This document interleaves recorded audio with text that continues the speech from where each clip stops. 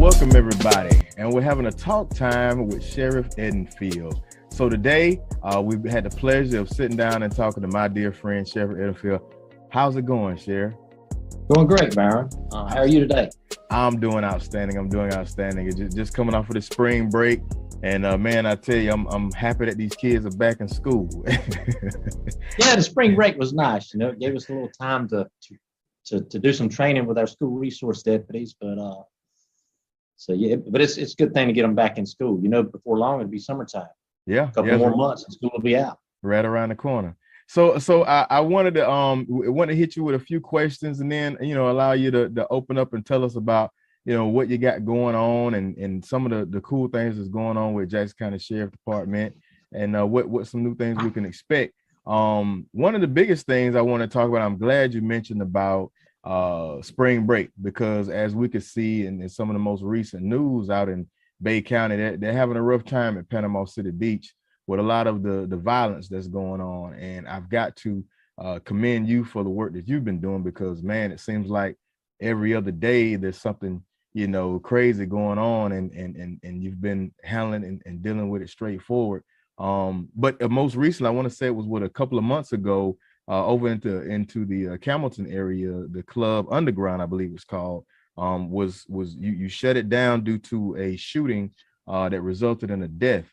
And I've talked with a few people in that community, and they've voiced concerns that there are other nightclubs that are kind of like a cesspool for violence that's recurring in a local area. Do you have any plans to possibly do the same thing, or voice those concerns in that area? Well, like you said, the club on Dion Road, it's called Club Underground. They it's right there at the state line, and a lot of times things would happen up there and we would never know about it. Shootings, fights, things of that nature, violent things. So back in December, on Christmas, we actually got word of a shooting via Dothan PD, because someone had went to a hospital in Dothan. And so when our deputies and investigators went out to check and investigate it, there were several bullet holes in the building, and come to find out those were from previous shootings. So who knows how many were out there already. And then fast forward, and back in February, they had the incident out there. We had a big party, and where the gentleman was shot and actually killed. And that's Jackson County doesn't need that kind of stuff going on in our county. Our citizens, they don't expect that, they don't deserve it, and they're not going to tolerate it. So we reached out and started doing some investigating of our own, and actually got it with the property owner. And come to find out, there was no business license, there was no certificate of occupancy, there was no alcohol license, and there were things going on there that were illegal, and that's where we came in. So the owner of the property graciously decided to close it, which was a good decision on his part. And and I know there's a few more around that occasionally we'll have parties of like such, but if there is illegal activity going on at those establishments, underage drinking or selling alcohol without a license or illegal narcotics, you can expect to see your sheriff's office there. And that's one thing that the main point that I made in the show was like, a lot of times, club owners, because I've dealt with, club promotion back in the day, and a lot of times club owners, they get attracted to that young money, Yeah. And they want to pack the building, and they start to lose sight and lose focus of safety, and all of those things that would attract violence. And when something happens, especially if they're not prepared, they don't want to pay the money for the security. They don't want to do the work to attract a different type of crowd. And so that fast money is young folks, but what also comes with young people is violence, is that young energy, that testosterone floating around everywhere, along with that tough guy juice, Right. But that I was happy to see that. And like I say, it was kudos to you and kudos to everybody within your department for the good work that you've been doing. Thank you. We had many residents in the neighborhood and throughout the county that reached out after that, and they were appreciative of it. And that's how it's supposed to work. Yeah, that's how it's supposed to work. Yeah. I mean, this sheriff's department is owned by the people. It's not mine. So that brings me to my next question. When we talk about the people. So also, last month, Ronnie, she had the opportunity to talk with Miss Letica Highsmith. She's the owner of Osana Mental Health Services, Counseling and Services. They continue, we talk about how in Jackson County, we have this mental health crisis, to be honest with you, and how a lot of your department has been, kind of stretched through utilizing your resources to deal with a lot of these Baker Act issues. And so have you come up with a plan to address a lot of these mental health issues? And go ahead. It's not just Jackson County, unfortunately, but there are so many people, Byron, that suffer from some kind of mental illness and we deal with them every day. And usually, most oftentimes, when we go out to someone that is threatening harm to themselves or harm to someone else, and they meet certain qualifications, we do a Form 52, which is most commonly known as a Baker Act form. And these men or women are taken to a Baker Act facility. The most common one for us is in Bay County, Bay Behavior, and we'll take them down and they'll stay for, around 72 hours, and then they're released. Right. And they come right back into our community, and they got the same problems as they did before. Either they were supposed to be on medications and they'd gotten off of them because they didn't have a way to go get them, or they didn't have the money, or just for whatever reason. And once they get out and come back home, then it's just it's another cycle. We're going to get another call out there eventually. So what I have done, and what we've done here at the Jackson County Sheriff's Office, is teamed up with Northwest Florida Health Network. And we already have in place a mobile response team. So what that team does, if we go out and make contact with someone that's having mental health issues, we notify this mobile response team, and they're available 24/7, no matter the time of day. And they have clinical physicians on staff, and they will either do a team or Zoom call, or they will actually come to the scene where this person is having the mental health issues and make a determination and try to get them some help. Sometimes it could keep us from having to Baker Act someone, because when we have to Baker Act someone, that person has to be taken all the way into Bay County, which is sometimes it takes a deputy off the road for 3 hours, approximately. So, and it's according to where the person is residing in our county. But what this team does, it gets them immediate attention, like by a clinician, and they can come to the scene, do an assessment, and make a determination. Hey, this person really is a danger to themselves. They need to go somewhere right now. Or we say, no, this person just needs maybe to follow up with an appointment tomorrow, make sure we get them back on their meds. So we're working on, we've already had that in place. We signed the contract with Northwest Florida Health Network, Mr. Mike Watkins, over probably about a month ago. We signed it beginning of this month. So another thing that we have in the making is a contract with Northwest Florida Health Network for a position, and the funding is there. It trickles down from the national level to the state level, but the funding is there for a what they call a CARES position. And this position, Sheriff Ford down in Bay County just recently took advantage of it. And this is nothing that's just available to Sheriff Edenfield and Jackson County Sheriff's Office. This is available to other sheriffs as well. Okay. But this CARES position will be, like I said, funded through the Northwest Florida Health Network.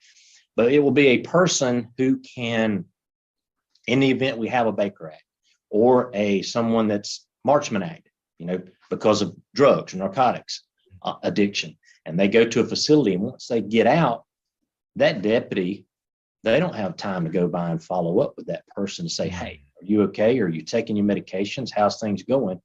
But this it's sort of like a caseworker. This position will be, and that person will receive training through the Northwest Florida Health Network, but will be available. It'll be an employee of the sheriff's office, paid by contract through the network, and that person will be there to follow up on all those Baker Acts and all those Marchman Acts that's released from the hospital, just to see, hey, do you need a ride to life management? Do you need a ride to, or how can I help you be successful? Because mental health illness is real. It's real as real can be. Yes, it is. And locking someone up is not the answer to it. I mean, obviously, we have to do that sometime, Byron. I know you know that because of their safety and the safety of the public, but that's not going to fix their problem. So we got to find out what can help them with their problems and try to get them some help.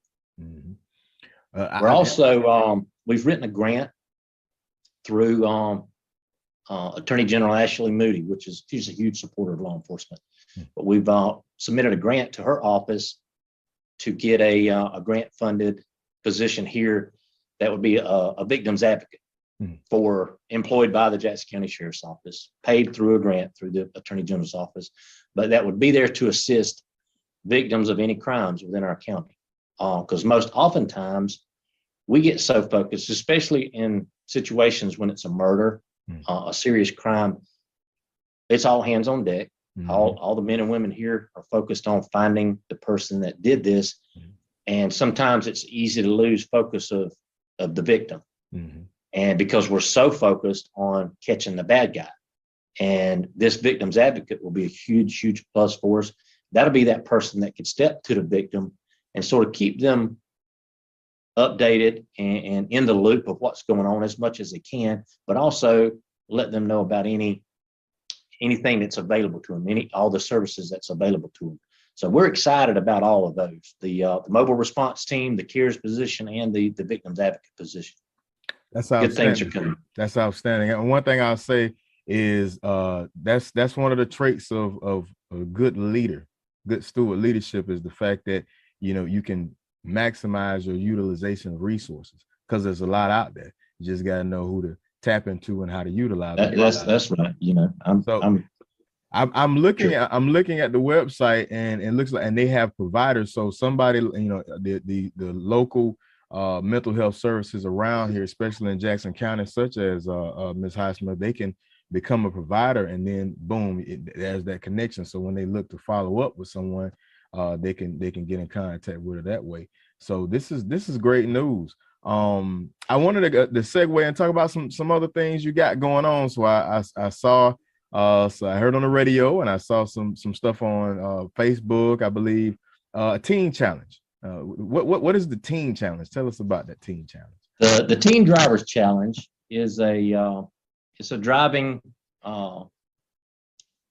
class, if you will, that's put together by the Sheriff's Association, and it's for teen drivers, and it's to teach teen drivers basic driving skills. I learned to drive in the cornfields on my dad's truck. Yeah. But things have changed. That was in the late 70s, and this is 2022. So we have a lot of teen drivers in our county, Byron, and we had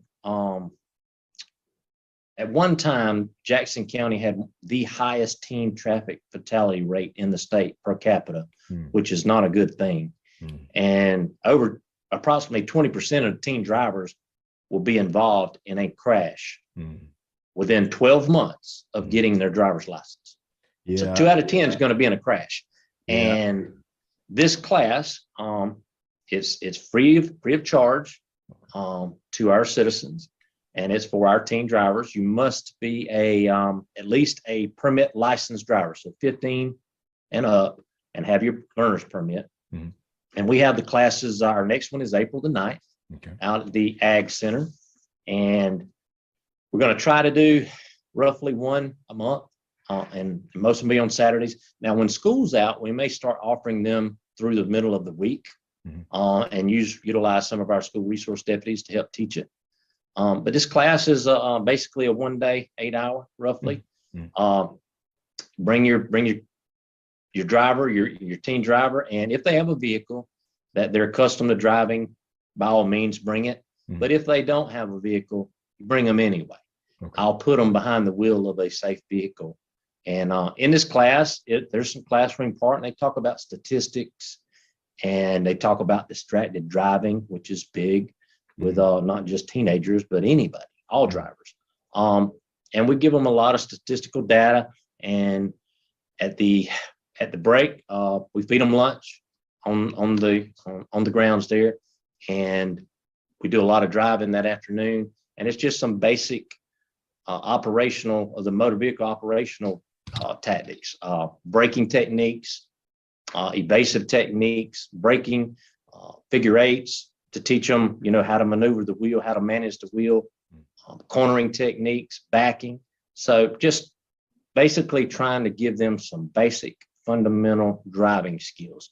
And back in the day, most schools had a driver's ed program. Yeah. But I mean, not every high school in the county does it. And I understand, there's reasons. It's not that they don't want to, but you have so much that you got to fit in the curriculums. But this is a good thing. It's basically a variation of the same techniques that we teach law enforcement officers in the police academy. So I think it's a good thing. It's free, and we've had one class so far, and we had, I think, either around 10 in it. And that was a good number for me, because you get too many, it takes away from the amount of time that the student gets to drive. So 10 is a good number. And those kids, they were excited about it. They had a good time. They learned some skills. The parents were grateful. And again, it's at no cost to the parent. Just bring the kid up there. If they've got a car they drive, bring that. And if not, we'll provide one. And at the end of the day, come back and get them. We'll feed them lunch, and maybe along the way they learn a few skills. And the point of the whole thing is to reduce accidents and save lives.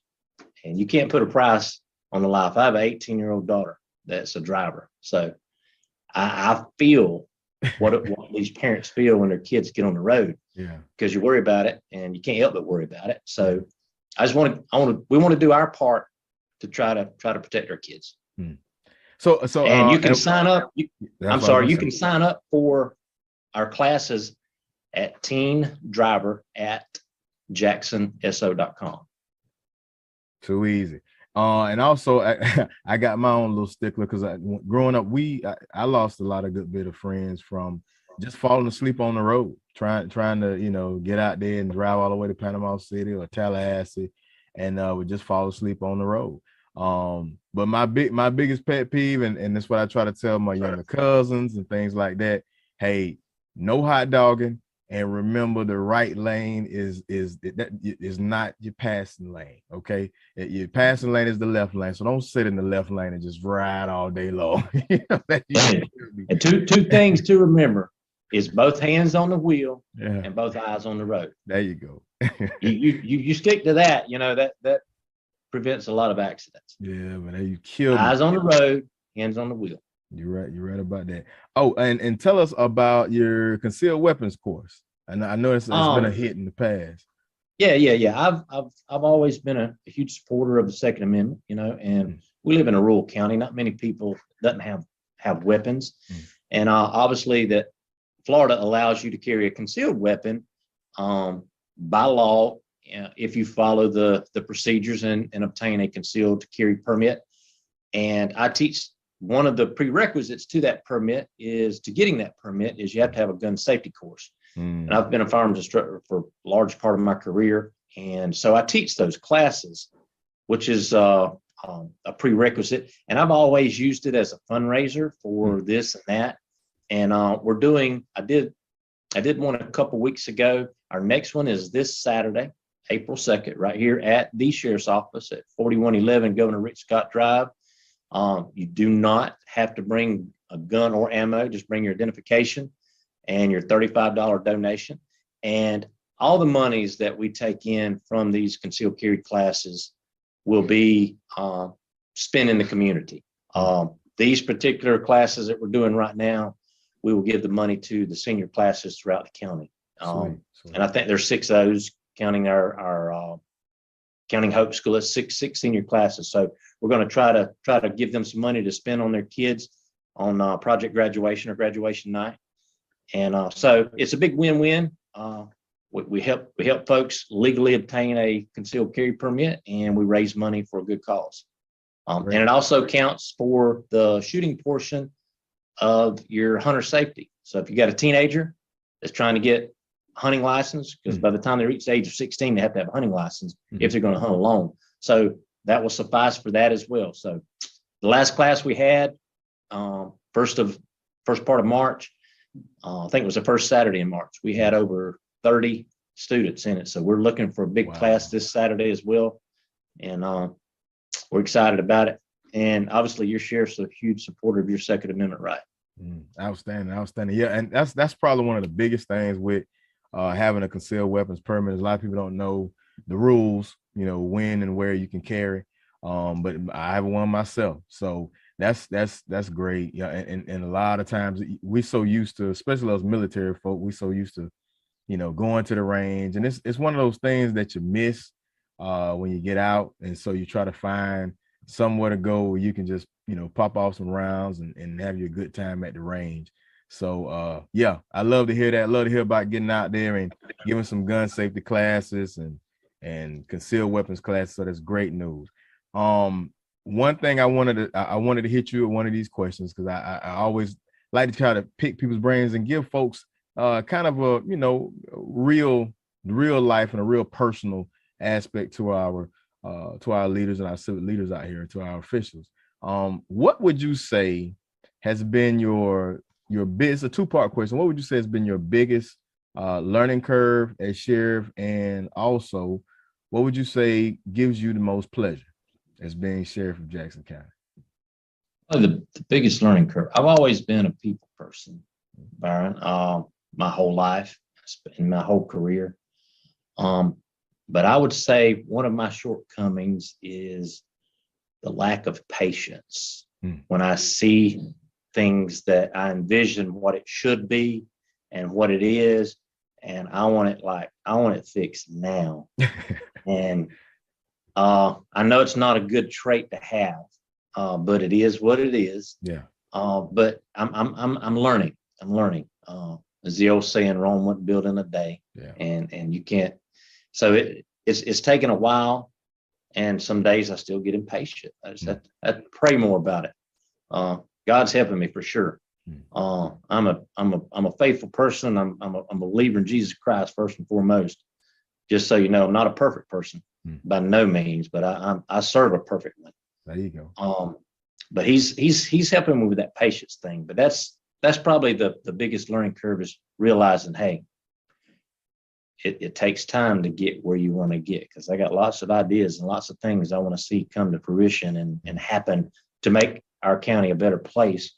But I'm learning with the patience. I'm working on it. And to my other one, what would you say gives you the most pleasure? Gives you the most pleasure being sheriff?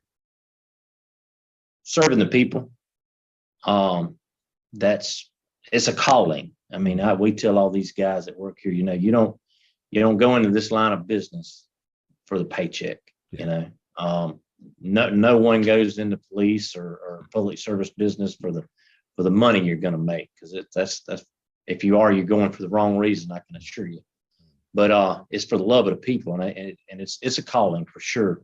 But each and every day, I wake up excited that I get another day to be your sheriff.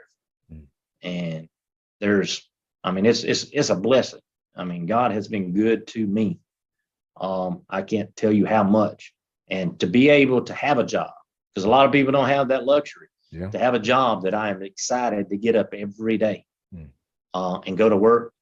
And that's probably the biggest thing, is serving the people, giving them what they pay for. Outstanding. And we don't worry about that, because we're kindred spirits on that one, because I'm the same way. and especially when you have all the ideas and you want it right, and you got that particular mindset and you want to see it in fruition. But one thing, good friend of mine told me, consistency and patience. Just stay at it, stay the course, and eventually you'll get it how you want to. And it's one of those learned things, brother. It will get there. Like you say, just keep on praying and God working on us. But yeah, he's already got it figured out, Byron. Oh yeah. Well, we just can't see it, but yeah. So that wraps it up for our interview. And once again, I'm gonna put all the information back out there regarding the Teen Drivers Challenge, the concealed weapons permit. Oh, also, before I forget, this you also have an app that's coming out, isn't that correct? Yeah. We're big on being transparent. We want the people to know what we do on a daily basis. So a couple of weeks ago, we launched our app called the Sheriff's app, and you can go to anybody with a smartphone. Anyone with a smartphone can go to your app store and type in Jackson County Sheriff FL, and it will pull up. And this app has a number of features from local weather. You're able to submit a tip on it. It can give you a link directly to Crime Stoppers. It gives you a way to contact us directly.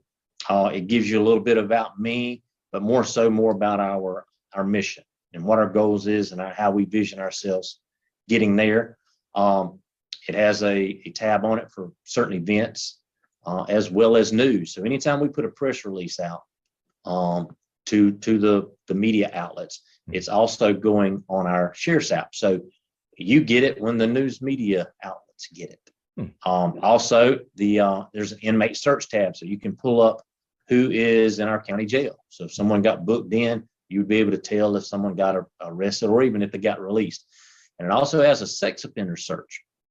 You can click on this tab and it will ping the address locations in our county of every registered sex offender. So if you're interested in determining if you have someone living in your area, in your community, that is a registered sex offender, easy way to find out. It also gives you a tab to sign up for the Teen Drivers Challenge and let you know when the next classes are coming up. We have a school resource tab. So you can, if your kids are in a public school, you can find out who your school resource deputy is and find out a little bit about him. And community resources and a join our team icon.